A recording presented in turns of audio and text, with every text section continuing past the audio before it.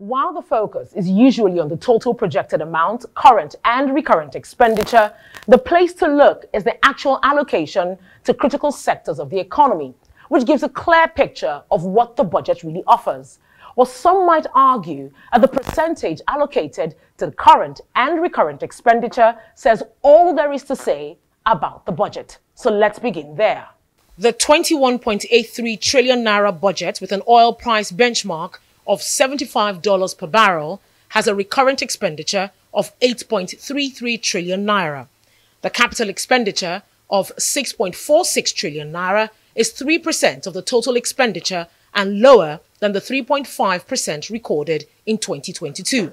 At 6.3 trillion naira, debt service is 29% of total expenditure, 71% higher than the 2022 estimate, which includes interest payment of 1.2 trillion naira for the contested Ways and Means. In terms of debt management, again, I'm sure the audience here is familiar with our medium-term debt management strategy, which has some fiscal sustainability measures, including that public debt as a percentage of GDP should not be more than 40%.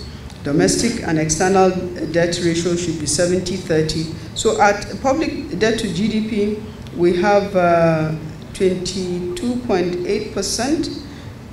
This is as at 2022, but this has since moved on to 35.33%. Once we, this is as of September, once we adjust to the Ways and Means that has already been approved to be securitized. So once we bring it in, this will take us to 35.33%. A look at the critical sectors show that defense and security gets the lion's share with 2.98 trillion naira, followed by education at 1.79 trillion naira. Infrastructure gets 1.24 trillion naira, while health gets 1.15 trillion naira. The overall budget deficit is 11.34 trillion naira for 2023.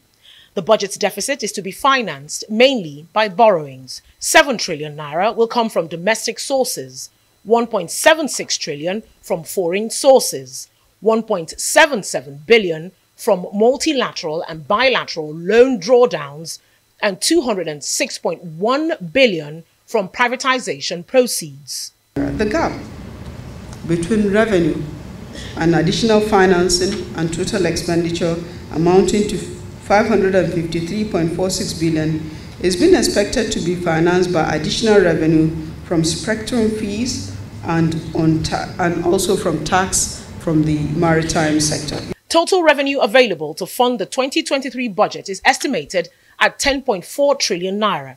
63 government-owned enterprises are to provide 3.87 trillion naira. Oil revenue share is projected at 2.29 trillion naira. Non-oil taxes are estimated at 2.43 trillion naira, while federal government's independent revenues are projected to be 2.62 trillion naira.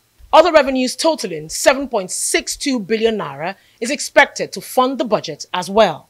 In summary, 22% of projected revenue is expected from oil-related sources, while 78% is to be earned from non-oil sources.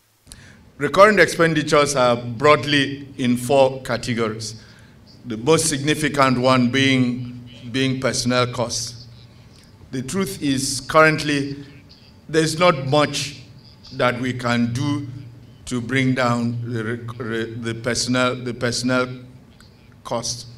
We have actually been managing our recurrent budget as tightly as we can, and what we have in our recurrent budget is largely non-discretionary, and we do not have much room to cut.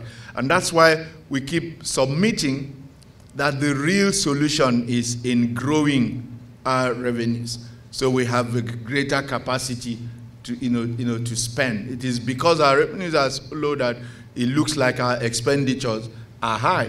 The projected fiscal outcome in the 2023 budget is based on the PMS subsidy reform scenario, the concrete elephant in the room. In the 2023 budget framework, it is assumed that petrol subsidy will remain up to mid-2023 based on the 18-month extension. While this report is about numbers, the budget is much more. Beyond the figures, implementation matters most. Onyi Sunday, Arise News.